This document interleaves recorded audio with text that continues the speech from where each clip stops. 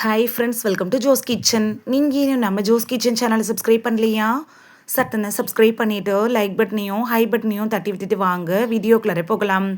நம்மள பெரும்பாலானோர் மதிய உணவு அப்படின்னாலே கடைசியில் தயிர் சாதம் சாப்பிட்றத வழக்கமாக வச்சுருப்போம். சிலர் காலை, மதியம், இரவு அப்படின்னு 3 வேளையுமே தயிரை சேர்த்துக்குவாங்க. தயிர் சாப்பிட்டா உடல் குளிர்ச்சியாகும், எலும்புகள் பலப்படுத்தப்படும், செரிமானம் நன்றாக இருக்கும். இப்படி பல நல்ல விஷயங்கள் நம்ம கேள்விப்பட்டிருப்போம். ஆனால் எல்லாருக்கும் தயிர் நல்லதா? தினமும் அதிகமாக சாப்பிட்டா என்ன நடக்கும்? எந்த நோயாக இருக்கிறவங்க கவனமாக இருக்கணும்? யார் தயிரை சாப்பிடவே கூடாது? அப்படின்னு எல்லாத்த பற்றியும் தெளிவாக இந்த வீடியோவில் பார்க்க போகிறோம். இந்த ஒரு வீடியோ உங்களோட ஹெல்த்தையே சேஞ்ச் பண்ணலாம். ஸோ வீடியோவை ஸ்கிப் பண்ணாமல் பாருங்கள் ஃப்ரெண்ட்ஸ். வாங்க வீடியோக்குள்ளே போகலாம். உங்களுக்கு தயிர் பிடிக்கும் அப்படின்னா எனக்கு ரெட் ஹார்ட் கமெண்ட் பண்ணுங்கள். ஃபர்ஸ்ட்டு தயிரில் என்னென்ன சத்துக்கள் இருக்குது அப்படிங்கிறத பார்த்துடலாம். 100 கிராம் தயிரில் பொதுவாக புரதம், calcium, vitamin B12, phosphorus, potassium, நல்ல பாக்டீரியாக்கள் அதாவது ப்ரோபயோட்டிக் அப்படின்னு நம்ம உடம்புக்கு தேவையான எல்லா ஊட்டச்சத்துக்களும் இருக்குது. ஆனால் அது சிலருக்கு ஆபத்துக்களை ஏற்படுத்துது. இப்போ தயிரோட முக்கியமான நன்மைகளை ஃபஸ்ட்டு பார்த்துடலாம். குடலை ஆரோக்கியமாக பாதுகாக்கிறதுக்கு தயிர் பயன்படுது. தயிரில் இருக்கக்கூடிய ப்ரோபயோட்டிக் இருக்குல்ல, இது குடலுக்கு நல்ல பாக்டீரியாக்களை வளர்க்குறதுக்கு உதவியாக இருக்குது. அடுத்தது செரிமானத்தை மேம்படுத்துறதுக்கு தயிர் பயன்படுது. உணவை ஜீரணமாக்குறதுக்கு தயிருங்கிறது உங்களுக்கு பெஸ்ட்டு சாய்ஸாக இருக்குங்க. 3வது எலும்புகளை பலப்படுத்துறதுக்கு தயிர் பயன்படுது. ஏன்னா தயிரில் கால்சியம் அதிக அளவில் இருக்குது. 4வது பற்களை ஆரோக்கியமாக வச்சுருக்கிறதுக்கு தயிர் ரொம்ப யூஸ்ஃபுல்லாக இருக்கும். பற்களோட வலிமையை பாதுகாக்கிறதுக்கும் பற்களை பாதுகாப்பாக வச்சுக்கிறதுக்கும் தயிரை நீங்கள் பயன்படுத்தலாம். ஏன்னா தயிரில் இருக்கக்கூடிய கால்சியம் இருக்குல்ல, அது பற்கள், எலும்புகள் அப்படின்னு எல்லாத்தையுமே வலிமையாக வச்சுருக்கும். 5வது நன்மை, உடலை குளிர்ச்சியாக வச்சுருக்கிறதுக்கு தயிர் பயன்படுதுங்க. முக்கியமாக கோடை காலங்களில் இது ரொம்ப பயனுள்ள உணவு அப்படின்னு சொல்லலாம். ஏன்னா உடலில் இருக்கும்ல அந்த வெப்பத்தை தணிக்கிறதுக்கு தயிர் பயன்படுது. சிலருக்கெல்லாம் வயிற்றுப்புண் இருக்கும், அந்த புண்களை ஆற்றுறதுக்கும் தயிர் பயனுள்ளதாக இருக்குது. 6வது நன்மை, புரதச்சத்தை வழங்குறதுக்கு தயிர் பயன்படுது. தசைகளோட வளர்ச்சிக்கு அதாவது மசில்ஸை ஸ்ட்ரென்தன் பண்ணுறதுக்கு புரோட்டீன் அதிகமாக இருக்கிறதுனால ரொம்ப தயிர் பயனுள்ளதாக இருக்கும். 7வது நன்மை, வயிறு எரிச்சலை குறைக்கிறதுக்கு தயிர் பயன்படுது. சிலருக்கு நல்ல ஒரு நிவாரணத்தை கூட தரும். 8வது நன்மை, நோய் எதிர்ப்பு திறனை ஆதரிக்கிறதுக்கு தயிர் பயன்படுது. குடல் ஆரோக்கியங்கிறது ரொம்பவே முக்கியங்க. அது நோய் எதிர்ப்பு மண்டலத்தை வலுப்படுத்துறதுக்கும் உதவியாக இருக்கும். 9வது நன்மை, மலச்சிக்கலை குறைக்கிறதுக்கு கூட தயிர் பயன்படுது.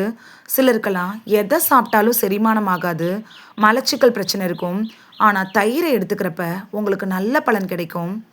10வது நன்மை, உடல் எடையை கட்டுக்குள் வைக்கிறதுக்கு அதாவது வெயிட் லாஸ் பண்ணுறவங்களுக்கு தயிர் ஒரு சிறந்த உணவு அப்படின்னு சொல்லலாம். ஆனால் அளவோடு எடுத்துக்கணும். அதிகமாக எடுத்துக்கிட்டிங்கன்னா சிலருக்கு உடல் எடை அதிகரிக்கிறதுக்கான வாய்ப்புகள் இருக்குது. இந்த பகுதி தான் ரொம்பவே கவனிக்க வேண்டிய பகுதி. இவ்வளவு நேரம் தயிர் சாப்பிட்றதுனால ஏற்படக்கூடிய நன்மைகளை மட்டும்தான் பார்த்தோம். இப்போ பார்க்க போகிறது ரொம்ப ரொம்ப முக்கியம். பலரும் அறியாத உண்மை என்னன்னா, தயிர் தவறான நேரத்துலையோ இல்லை அதிகமாகவோ சாப்பிட்டா சில பிரச்சனைகள் வரலாம். அதில் பார்க்கக்கூடிய பக்க விளைவுகள் என்னென்னா, சளி, மூக்கடைப்பு அதிகமாகும். சிலருக்கு தயிர் சாப்பிட்டதுக்கப்புறமா சளி, மூக்கடைப்பு, தொண்டை எரிச்சல் மாதிரியான பிரச்சனைகள் வரும். குறிப்பாக நைட்டில் குளிர்ந்த தயிர் சாப்பிட்றவங்க கவனமாக இருக்கணும். இல்லைன்னா சளி பிடிச்சி இருமல் வர ஆரம்பிச்சிரும். முடிஞ்ச அளவுக்கு நைட்டில் நீங்கள் தயிர் எடுத்துக்கிறத தவிர்த்துறதே நல்லது. அடுத்தது 2வது பக்க விளைவு என்னென்னா, லாக்டோஸ் அலர்ஜி. பால் சார்ந்த பொருட்கள் சிலருக்கு ஒவ்வாமை ஏற்படுத்தும். இதனால அவங்களுக்கு என்ன பிரச்சனை ஆகும்னா, வயிற்று வலி, வயிற்றுப்போக்கு, வாயு தொல்லை, வயிறு உப்புசம் இது மாதிரியான பிரச்சனைகள்லாம் ஏற்படும். அந்த மாதிரி லாக்டோஸ் அலர்ஜி இருக்கிறவங்க தயிரை அவாய்ட் பண்ணிடுறதே நல்லது. 3வது பக்க விளைவு, சைனஸ் பிரச்சனையை இன்னும் ரொம்ப மோசமாக்கிடும். ரொம்ப நாட்களாக சைனஸ் பிரச்சனை இருந்துச்சுன்னா நீங்கள் தயிரை அவாய்ட் பண்ணிடுறதே நல்லது. நீங்கள் தயிரை எடுத்துக்கிட்டிங்கன்னா அது இன்னும் கடுமையான பாதிப்புகளை உண்டாக்குறதுக்கான வாய்ப்புகள் இருக்குது. 4வது பக்க விளைவு, மூட்டு வலியை அதிகப்படுத்துறதுக்கு தயிர் ஒரு காரணமாக இருக்கலாம். சிலருக்கு முழங்கால் வலி, மூட்டுகளில் வீக்கம்லாம் இருக்கும். தயிர் அதிகமாக சாப்பிட்டப்ப அது என்ன பண்ணுன்னா மூட்டு வலியை இன்னும் அதிகப்படுத்திடும். இது எல்லாருக்குமே பொருந்தாதுங்க. சிலருக்கு பொருந்தும், சிலரோட உடல்வாக பொறுத்து மாறுபடலாம். அடுத்தது 5வது பக்க விளைவு என்னென்னா, அதிக கொழுப்பு தாங்க. இது என்ன பண்ணுன்னா உடல் எடையை அதிக அளவில் அதிகரிக்கிறதுக்கான வாய்ப்பு இருக்குது. தயிர் கூட சர்க்கரையும் சேர்த்து எடுக்கிறப்ப உடல் எடை அதிகரிக்கிறதுக்கான வாய்ப்பு இன்னும் அதிகமாயிரும். 6வது பக்க விளைவு அமிலத்தன்மை பிரச்சனை இருக்கிறவங்களுக்கு அதாவது ஆசிட் ரிஃப்ளெக்ஸ் நெஞ்செரிச்சல் பிரச்சனை எல்லாம் வரும். அதிகமாக தயிர் சாப்பிட்றப்ப பல பிரச்சனைகளை ஏற்படுத்திடலாம். 7வது பக்க விளைவு நைட்டில் அதிகமாக தயிர் சாப்பிட்றது செரிமான பிரச்சனை, வயிறு உப்புசம், சளி இது மாதிரியான பிரச்சனைகள் எல்லாம் ஏற்படுத்திடும். இப்போ தயிரை யாரெல்லாம் சாப்பிடக்கூடாது, சாப்பிட்டா அவங்களுக்கு ஆபத்தாக மாறுறதுக்கான வாய்ப்பு இருக்குது அப்படிங்கிறத பார்த்துடலாம். முதலாவது லாக்டோஸ் அலர்ஜி இருக்கிறவங்க தயிரை தொடவே தொடாதீங்க. அடிக்கடி உங்களுக்கு சளி வருங்கிறவங்களும் தயிரை தொடவே கூடாது. நாள்பட்ட நோய்களுக்காக ட்ரீட்மெண்ட் எடுத்துகிட்டு இருக்கிறவங்க, சிறுநீரக நோயாளிகளும் தயிரை கட்டாயமாக அவாய்ட் பண்ணிடுறதே நல்லது. இல்லைனா நீங்கள் டாக்டர்கிட்ட அட்வைஸ் வாங்கிட்டு அதுக்கப்புறமா எடுத்துக்கலாம். உங்களுக்கு ரொம்ப ஹெல்த்தியான பாடி இருக்குன்னா நீங்கள் தயிரை எடுத்துக்கலாம். நீங்கள் தயிரோடு சேர்த்து நல்ல உணவுகளையும் எடுத்துக்கணும். அதாவது தயிரில் ஜீரகம், வெள்ளரிக்காய், கேரட்டு, புதினா, கொத்தமல்லி, மிளகு இதெல்லாம் சேர்த்து நீங்கள் சாப்பிடலாம். அதனால் செரிமானம் ஈஸியாக நடக்கும்.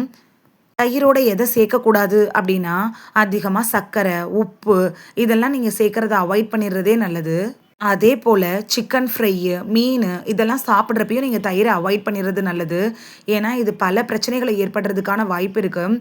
இதெல்லாம் ஒரு தவறான சேர்க்கை. முக்கியமாக மீனோட தயிரை நீங்கள் தொடவே கூடாது. நிறைய பேர் என்ன பண்ணுவாங்கன்னா சுடு சாதத்தில் கொதிக்க கொதிக்க இருக்கக்கூடிய சாதத்தில் அப்படியே தயிரை போட்டு சாப்பிடுவாங்க. அப்படிலாம் சாப்பிடாம சாதத்தை கொஞ்சம் ஆற வச்சுட்டு அதுக்கப்புறமா நீங்கள் தயிரை எடுத்துக்கிறது ரொம்பவே நல்லது. முடிஞ்ச அளவுக்கு தயிரை கடையில் வாங்குறத விட்டுட்டு வீட்டிலேயே உர ஊற்றி நீங்கள் தயிர் செய்கிறது ரொம்பவே நல்லது. அது பாதுகாப்பானதும் கூட. தயிருங்கிறது ஒரு அற்புதமான உணவு அப்படிங்கிறதுல எந்த சந்தேகமும் இல்லை. ஆனால் எந்த உணவாக இருந்தாலும் அளவுக்கு மீறினால் அது அமுதமும் நஞ்சா மாறும் அப்படிங்கிறத நம்ம ஞாபகத்தில் வச்சுட்டு தான் எடுத்துக்கணும். இந்த வீடியோவில் தயிர் சாப்பிட்றதுனால நமக்கு ஏற்படக்கூடிய நன்மைகள் என்னென்ன, யாரெல்லாம் தயிரை அவாய்ட் பண்ணணும், அதிகமாக சாப்பிட்டா என்னென்ன பக்க விளைவுகள் வரும் அப்படின்னு எல்லாத்த பற்றியும் தெளிவாக பார்த்துருக்கோம். தயிர் உங்களுக்கு பிடிக்கும் அப்படின்னா ரெட் ஹார்ட் கமெண்ட் பண்ணுங்கள். இந்த வீடியோ உங்களுக்கு பிடிச்சிருந்துச்சுன்னா லைக் பட்டனையும் ஹை பட்டனையும் தட்டி விடுங்க. இது உங்கள் ஃப்ரெண்ட்ஸுக்கு பயன்படணும் அப்படின்னு நினச்சிங்கன்னா ஷேர் பண்ணி விடுங்க. நிறைய பேர் சப்ஸ்கிரைப் பண்ணாமல் பார்க்குறீங்க ஃப்ரெண்ட்ஸ். நீங்களும் சப்ஸ்கிரைப் பண்ணிவிட்டு பார்த்தா நமக்கு பவர் கிடைக்கும். நீங்கள் சப்ஸ்கிரைப் பண்ணிவிட்டு பார்க்குறது இது மாதிரியான வீடியோக்கள் தொடர்ந்து போடுறதுக்கு எங்களை மோட்டிவேட் செய்கிற விதமாக அமையும் ஃப்ரெண்ட்ஸ். சப்ஸ்கிரைப் பண்ணுறதோடு மட்டும் இல்லாமல் பக்கத்தில் இருக்க பெல் ஐக்கானை கிளிக் பண்ணி ஆளுங்கிற ஆப்ஷனை கிளிக் பண்ணி வச்சிட்டிங்கன்னா நாங்கள் வீடியோ போட்ட உடனே நோட்டிஃபிகேஷன் உங்கள் செல்ஃபோனை வந்தடையும். நாளைக்கு வேறொரு ஆரோக்கியமான பதிவில் சந்திக்கலாம். தேங்க்யூ, பாய்.